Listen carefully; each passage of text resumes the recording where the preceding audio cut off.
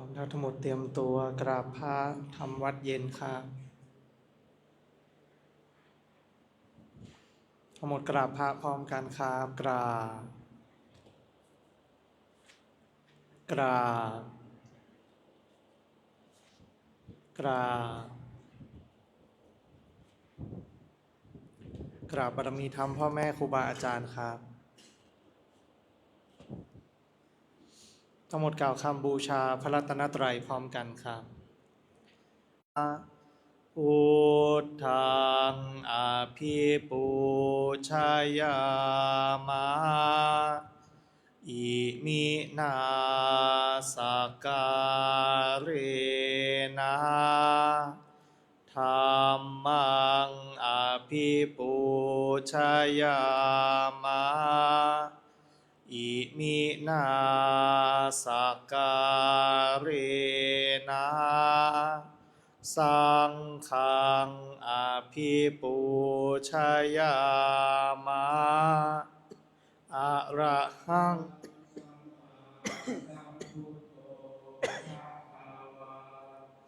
พุทธังภคะวันตังอภิวาเทมิสวากขาโตภคะวตาธัมโมธัมมังนามัสสามิสุปฏิปันโนภคะวะโต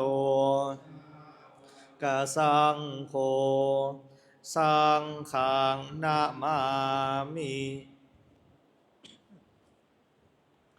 หันธรรมยังพุทธัสสะภะคะวะโตปุพพาคณมะการังกโรมาเซ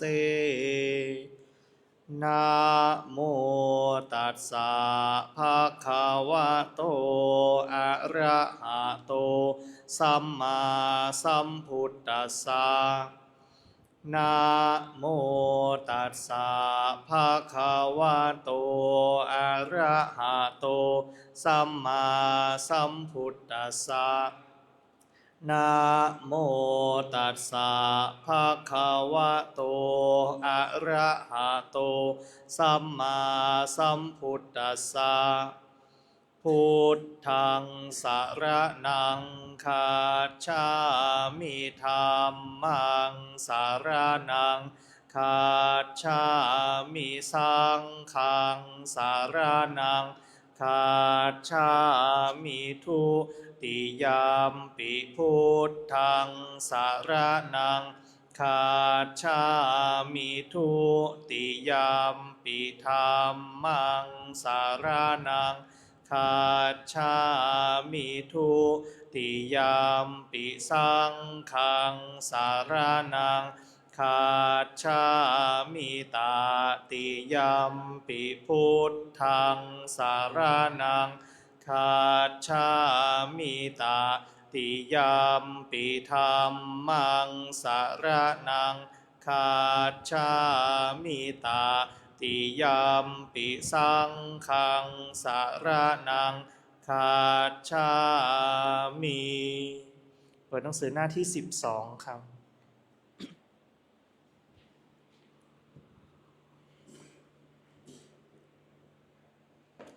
หันธรรมยังปฏิจจสมุปปาทาธัมเมสุอิทัปปัจจยตาทิธรรมปะทังพนามาเสอิทัภิกขเวอริยสาวโกปฏิจจสมุปปาทันเยวะสาธุกังโยนิโสมนสิกโรติภิกษุทางหลายอริยสาวกในธรรมวินัยนี้ย่อมกระทำไว้ในใจโดยแยบคายเป็นอย่างดีซึ่งปฏิจจสมุปบาทนั้นเทียวดังนี้ว่าอิมัสสมิงสติอิทังโหติเมื่อสิ่งนี้มีสิ่งนี้ย่อมมีอิมัตสุปาทาอิทังอุปัชชติเพราะความเกิดขึ้นแห่งสิ่งนี้สิ่งนี้จึงเกิดขึ้น อิมัสสมิงอสติอิทังนะโหติเมื่อสิ่งนี้ไม่มีสิ่งนี้ย่อมไม่มีอิมัสสะนิโรธาอิทังนิรุจจติเพราะความดับไปแห่งสิ่งนี้สิ่งนี้จึงดับไปยะทิทังได้แก่สิ่งเหล่านี้คืออวิชชาปัจจยาสังขาราเพราะมีอวิชชาเป็นปัจจัยจึงมีสังขารทั้งหลายสังขาราปัจจยาวิญญาณังเพราะมีสังขารเป็นปัจจัยจึงมีวิญญาณวิญญาณปัจจยานามรูปังเพราะมีวิญญาณเป็นปัจจัยจึงมีนามรูปนามรูปปัจจยาสลายตานังเพราะมีนามรูปเป็นปัจจัยจึงมีสลายตนะสลายตนะปัจจยาภัสโสเพราะมีสลายตนะเป็นปัจจัย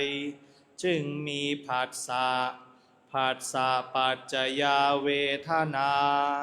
เพราะมีผัสสะเป็นปัจจัยจึงมีเวทนา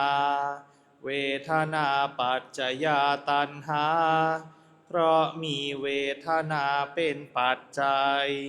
จึงมีตัณหาตัณหาปัจจยาอุปาทานัง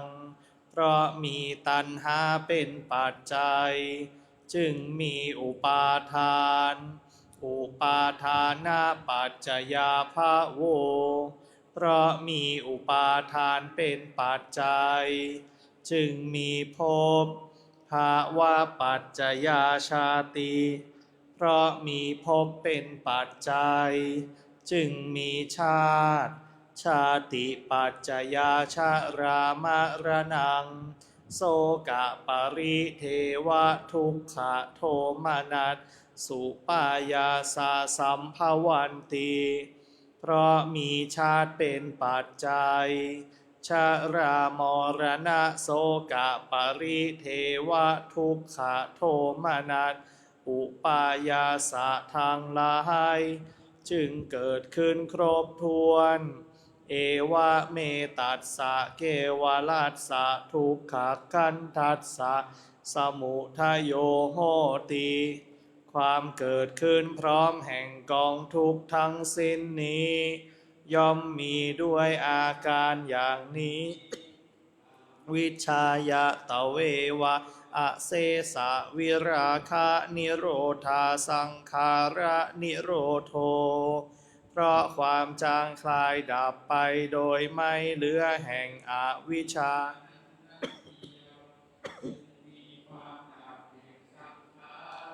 สังขาระนิโรธาวิญญาณนิโรโธ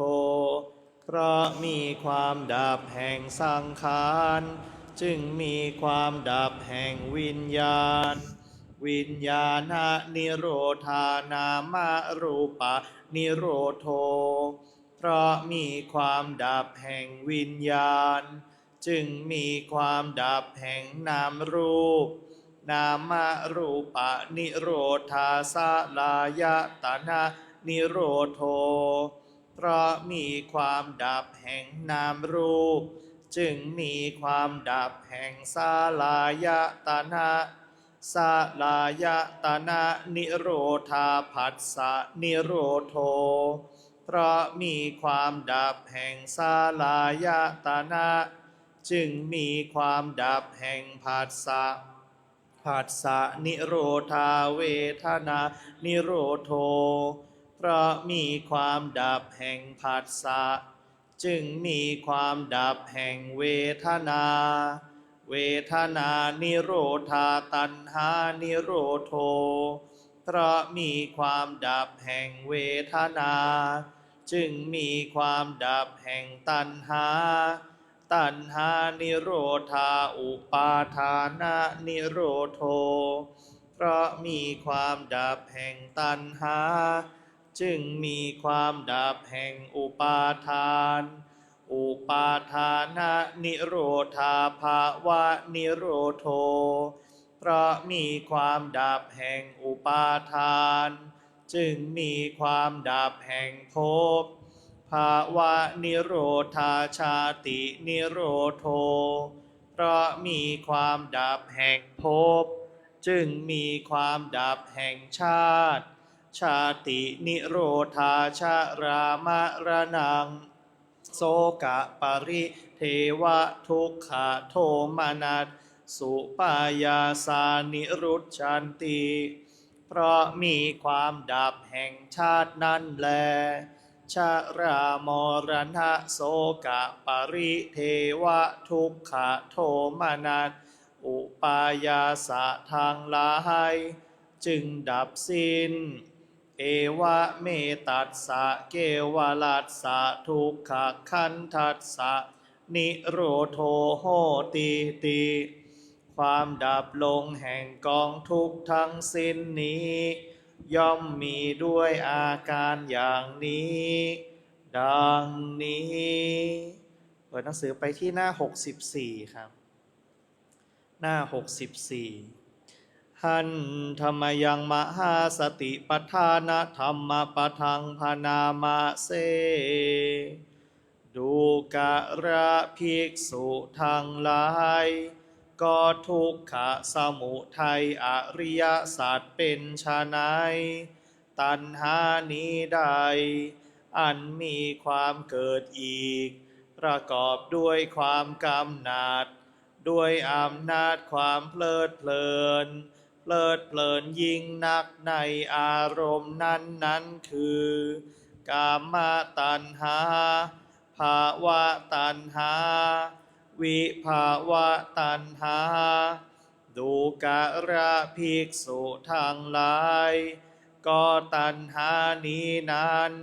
เมื่อจะเกิดย่อมเกิดในที่ไหนเมื่อจะตั้งอยู่ย่อมตั้งอยู่ในที่ไหนที่ใดเป็นที่รักที่เจริญใจในโลกตัณหานั้นเมื่อจะเกิดย่อมเกิดในที่นี้เมื่อจะตั้งอยู่ย่อมตั้งอยู่ในที่นี้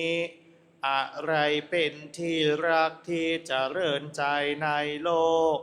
ตาหูจมูกลิ้นกายใจ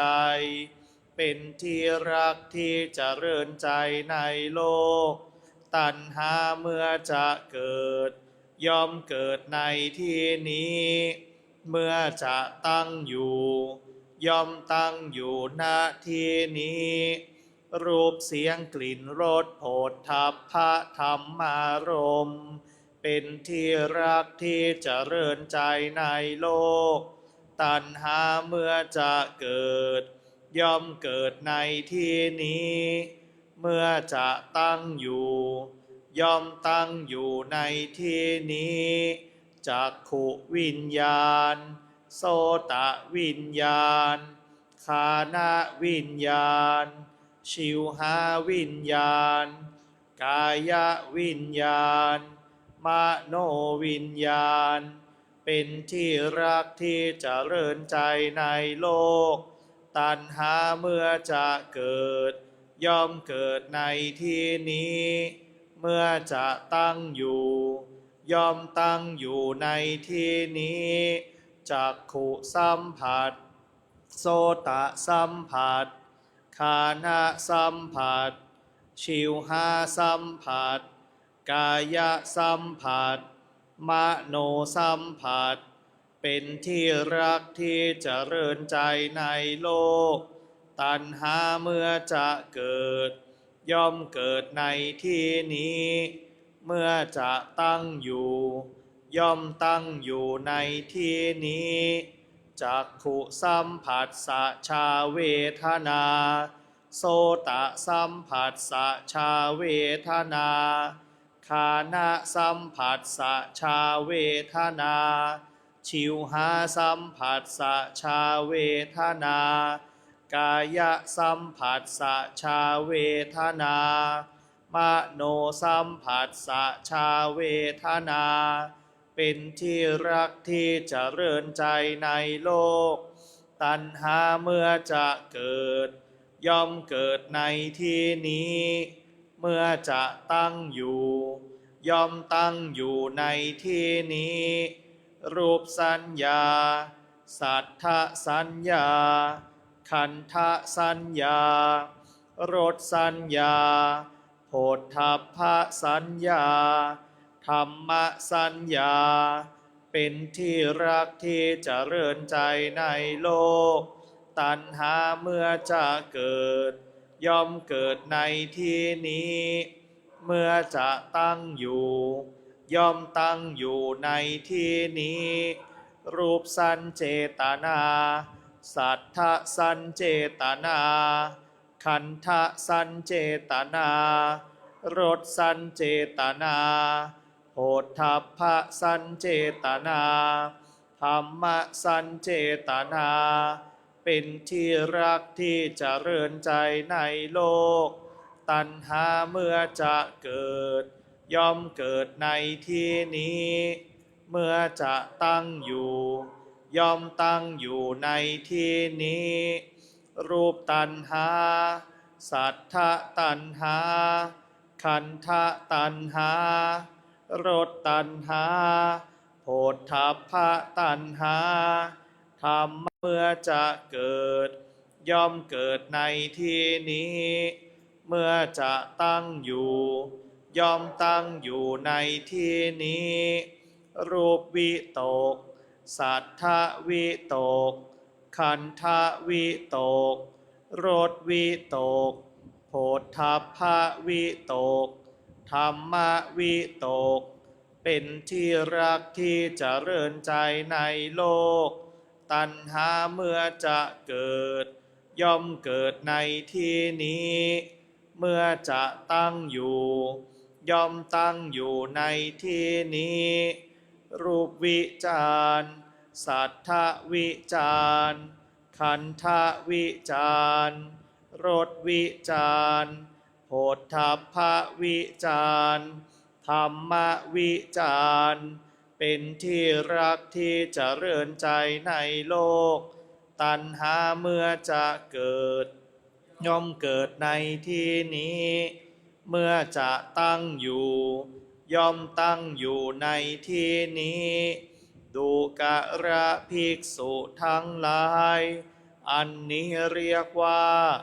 ทุกขสมุทัยอริยสัจดูกระภิกษุทั้งหลายก็ทุกขนิโรธอริยสัจเป็นไฉนความสำรอกและความดับโดยไม่เหลือความสละความส่งคืนความปล่อยวางความไม่มีอะไรในตัณหานั้นก็ตัณหานั้นเมื่อบุคคลจะละ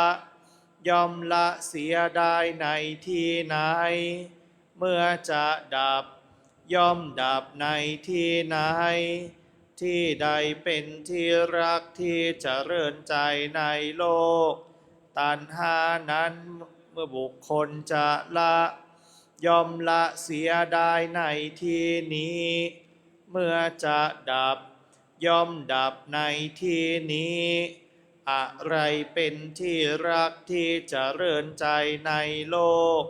ตาหูจมูกลิ้นกายใจเป็นที่รักที่เจริญใจในโลกตัณหาเมื่อบุคคลจะละย่อมละเสียได้ในที่นี้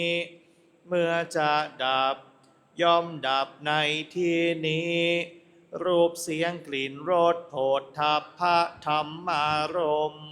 เป็นที่รักที่เจริญใจในโลกตัณหาเมื่อบุคคลจะละย่อมละเสียได้ในที่นี้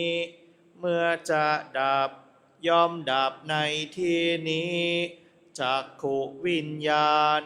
โสตวิญญาณฆานวิญญาณชิวหาวิญญาณกายวิญญาณ มโนวิญญาณเป็นที่รักที่เจริญใจในโลกตัณหาเมื่อบุคคลจะละย่อมละเสียได้ในที่นี้เมื่อจะดับย่อมดับในที่นี้จักขุสัมผัสโสตสัมผัสฆานะสัมผัสชิวหาสัมผัสกายสัมผัสมโนสัมผัสเป็นที่รักที่เจริญใจในโลกตัณหาเมื่อบุคคลจะละย่อมละเสียได้ในที่นี้เมื่อจะดับย่อมดับในที่นี้จักขุสัมผัสสะชาเวทนาโสตสัมผัสสะชาเวทนาฆานะสัมผัสสะชาเวทนาชิวหาสัมผัสสะชาเวทนากายสัมผัสสะชาเวทนามโนสัมผัสสะชาเวทนา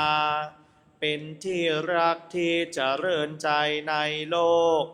ตัณหาเมื่อบุคคลจะละย่อมละเสียได้ในที่นี้เมื่อจะดับย่อมดับในที่นี้รูปสัญญาสัทธสัญญาขันธสัญญารสสัญญาโผฏฐัพพสัญญาธรรมสัญญาเป็นที่รักที่เจริญใจในโลกตัณหาเมื่อบุคคลจะละย่อมละเสียได้ในที่นี้เมื่อจะดับย่อมดับในที่นี้รูปสัญเจตนาสัทธสัญเจตนาขันธสัญเจตนารสสัญเจตนาโผฏฐัพพสัญเจตนาธรรมสัญเจตนาเป็นที่รักที่เจริญใจในโลกตัณหาเมื่อบุคคลจะละย่อมละเสียได้ในที่นี้เมื่อจะดับย่อมดับในที่นี้รูปตัณหาสัทธตัณรสตัณหาโผฏฐัพพตัณหาธรรมตัณหาเป็นที่รักที่เจริญใจในโลกตัณหาเมื่อบุคคลจะละย่อมละเสียได้ในที่นี้เมื่อจะดับย่อมดับในที่นี้รูปวิตกสัทธวิตกขันธวิตกรสวิตกโผฏฐัพพวิตกธรรมวิตกเป็นที่รักที่เจริญใจในโลกตัณหาเมื่อบุคคลจะละย่อมละเสียได้ในที่นี้เมื่อจะดับย่อมดับในที่นี้รูปวิจารสัทธวิจารขันธวิจารรสวิจารโผฏฐัพพวิจารธรรมวิจารเป็นที่รักที่เจริญใจในโลกตัณหาเมื่อบุคคลจะละย่อมละเสียได้ในที่นี้เมื่อจะดับย่อมดับในที่นี้ดูกระภิกษุทั้งหลายอันนี้เรียกว่าทุกขนิโรธอริยสัจสำหรับการสวดมนต์สาธยายในช่วงเย็นเอาไว้แต่เพียงเท่านี้ก่อนที่เราจะนั่งสมาธิภาวนาให้เราผ่อนคลายอิริยาบถกันก่อนขยับแขนขยับขาให้คลายจากความปวดความเมื่อยก่อนใครเมื่อยก็ลุกเหยียดลุกยืนก่อนได้เพื่อให้ร่างกายมันผ่อนคลายพอมันอยู่ในท่าเดิมนานๆเนี่ยมันปวดมันเมื่อยนี่เรียกว่าทุกขังทนสภาพเดิมไม่ได้พออยู่ในท่าเดิมปุ๊บเราไม่เปลี่ยนแปลงท่าทางของมันก็จะเป็นทุกขังถูกบีบคั้นโดยธรรมชาติ นะเว้นไว้แต่ได้สมาธินะเว้นไว้แต่อุปจารสมาธิอัปปนาสมาธิเนี่ยมันก็จะไม่รู้สึกนะแต่บางครั้งมันก็ไม่รู้สึกนะภาษาครูบาอาจารย์เขาเรียกเข้าฌานนะเราต้องเข้าใจกันว่าฌานมันมี2แบบนะสัมมาสมาธิในแบบพุทธเจ้าก็เป็นฌานนะ1 2 3 4เนี่ยก็เรียกฌานเหมือนกันสมาธิฌานนะเป็นไปเพื่อความตั้งมั่นเป็นไปเพื่อความตั้งมั่นให้เกิดความตั้งมั่นสงบตั้งมั่นพอตั้งมั่นก็จะเป็นผู้รู้ผู้ดูได้เมื่อเราผ่อนคลายอิริยาบถกันเสร็จเรียบร้อยแล้วนะให้เรานั่งขัดสมาธิตั้งกายตรงดำรงสติไว้เฉพาะหน้านะเอาอยู่ในท่าสบายๆได้นะบางคนไม่ถนัดการนั่งขัดสมาธิก็สามารถนั่งในท่าอื่นได้นะให้เราอธิษฐานรับพระกรรมฐานพร้อมกันครับข้าพเจ้าขอตั้งจิตอธิษฐานด้วยสัจจะวาจาว่าข้าพเจ้าจะเป็นผู้มีสติมีสัมปชัญญะโดยกระทำไว้ในใจว่าข้าพเจ้าจะทำความรู้สึกตัวในขณะหายใจเข้ายาว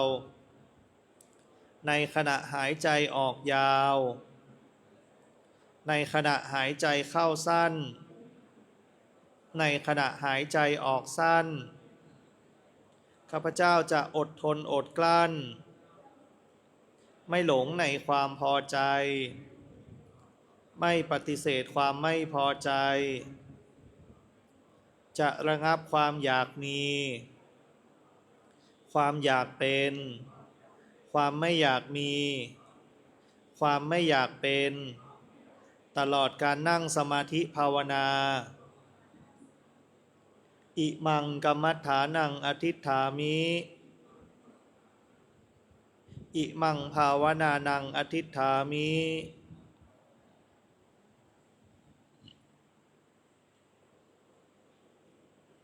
ให้เราตั้งมั่นอยู่กับ1อาการนะอยู่กับกายอยู่กับเวทนาอยู่กับจิตอยู่กับธรรมก็ได้นะตั้งมั่นอยู่นะเหมือนที่ให้เราระลึกรู้ตัวเห็นไหมรู้ตัวนะรู้ตัวในขณะหายใจเข้าในขณะหายใจออกนี่เรียกมีวิตกนะลมหายใจเข้ายาวออกยาวนะลักษณะลมยาวลมสั้นอันนั้นเป็นวิจารณ์นะเรามีวิตกวิจารณ์นี่ก็เป็นปฐมฌานแล้วนะเป็นปฐมฌานคือสัมมาสมาธิขั้นที่1นะมีอาการวิตกวิจารณ์มีความตรึกความตรองตรึกก็คือระลึกอยู่กับลมหายใจเนี่ยรู้ลมหายใจเนี่ยตรึกอยู่ลมหายใจมันยาวมันสั้นนี่คือตรองนะตรึกตรองนะมันก็คืออาการที่ระลึกรู้ตัวนั่นแหละให้เรารู้ลมหายใจทำความรู้สึกกายขณะหายใจทำความรู้สึกตัวในขณะหายใจเข้าทำความรู้สึกตัวในขณะหายใจออกสำคัญอยู่ที่ว่ารู้ในสิ่งที่เกิดขึ้นเฉพาะหน้ารู้ในสิ่งที่มีอยู่เป็นอยู่ฉะนั้นให้เราละความพอใจละความพอใจก็คือฉันเคยได้ฉันเคยสงบพอใจในความสงบพอใจในการนั่งสมาธิได้1 ชั่วโมงได้30 นาทีอันนั้นคือความพอใจของเราเคยนั่งได้ก็ไม่ได้หมายถึงว่าวันนี้จะนั่งได้เคยนั่งได้ไม่ได้หมายถึงว่าวันนี้จะทำได้เหมือนกันนะการขับรถได้เราก็ไม่รู้หรอกว่าวันนี้เราจะเจอกับอะไรเห็นไหมนะแต่ในขณะที่เรามีสตินั่นแหละไม่ว่าอะไรก็ตามที่เกิดขึ้นเราจะสามารถแก้ไขปัญหาและผ่านพ้นมันไปได้ด้วยอาศัยสติอาศัยความระลึกความรู้ตัวประกอบด้วยสติและสัมปชัญญะนั่นเรียกว่าสัมมาสติเรามีสัมมาสติสัมมาสตินี่แหละจะช่วยเราในการดำเนินชีวิตให้เรามีสติคอยระลึกคอยรู้ตัวอยู่ในชีวิตประจำวันเราจะสามารถแก้ไขปัญหาเฉพาะหน้าได้นะปัญญามันถึงเกิดแต่ถ้าเมื่อไหร่ที่เราจมกับปัญหานั่นแสดงว่าขาดสติขาดสติแล้วเพราะอะไรไปหมกไปมุ่งหวังอยู่กับปัญหาไปหมกมุ่งหวังอยู่กับปัญหาแล้วก็รอให้ปัญหามันคลี่คลายรอให้ปัญหามันได้รับการแก้ไขรอให้มีใครบันดาลแต่เหตุมันผิดเห็นไหม เราไม่ได้สร้างเหตุแห่งการแก้ไขปัญหานะปัญหามันจึงไม่หายนะเราไม่ได้สร้างเหตุนะแห่งการดับเหตุแห่งทุกข์ทุกข์มันก็เกิดขึ้นเรื่อยๆเห็นไหมทุกข์มันก็เป็นลักษณะเกิดดับเกิดดับนั่นแหละเดี๋ยวทุกข์เดี๋ยวสุขเดี๋ยวทุกข์เดี๋ยวสุขบางครั้งเราก็เลยรู้สึกทุกข์บางครั้งก็เลยรู้สึกเฉยๆนะบางครั้งก็รู้สึกเป็นอิสระเป็นสุขเห็นไหมมันเปลี่ยนแปลงตลอดเวลาฉะนั้นเราต้องสร้างเหตุให้มันถูกนะถ้าจะดับทุกข์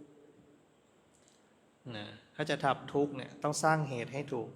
เหตุของการดับเหตุของการเป็นทุกข์ก็คือนี่ไงความทยานอยากเห็นไหมตัณหานี้ใดตัณหาเพราะมีตัณหานี่แหละเป็นเหตุนะความอยากเป็นเหตุให้เกิดความทุกข์เพราะอยากใช่ไหมอยากนั่นแสดงว่าเรากำลังยึดอยู่ยึดอุปทานอุปทานขันธ์ห้าเพราะมีความอยากมันจึงเกิดอุปทานเหมือนอุปทานหมู่โอ้ถ้าเราไม่ได้เหมือนเขานี่เราต้องประหลาดแน่ๆเลยเราไม่เห็นเหมือนเขาเราต้องประหลาดแน่ๆเลยแต่เราลืมเห็นไหมลืมไปเลยว่าความเป็นจริงเรารู้สึกอะไรเราเห็นอะไรเราได้ยินอะไรแต่พอเสียงส่วนใหญ่ว่ายังไงโอ้ยว่าตามเขาเนี่ยหลงไปแล้วเห็นไหมไม่ได้ยืนหยัดแล้วไม่ได้มีสติไม่ได้ระลึกไม่ได้รู้ตัวละนะเป็นไปตามปัจจัยภายนอกเป็นไปตามปัจจัยภายนอกนะไม่ได้เป็นตามความเป็นจริงนะฉะนั้นให้เราฝึกการเจริญสติฝึกที่จะระลึกฝึกที่จะรู้ตัวในขณะยืนเดินนั่งนอนในขณะหายใจเข้าในขณะหายใจออกในขณะกายเคลื่อนไหวให้ทำความรู้สึกตัวรู้สึกตัวขณะกายเคลื่อนไหวให้รู้สึกนั่นแหละแค่รู้ว่าขยับเท่ากับเจริญสติปัฏฐานพึงระลึกไว้ว่านะแค่รู้ว่ากำลังขยับนั่นแหละกำลังเจริญสติปัฏฐานอยู่ในช่วงเวลานี้จะให้เราได้เจริญสมาธิภาวนาให้พอสมควรแก่เวลา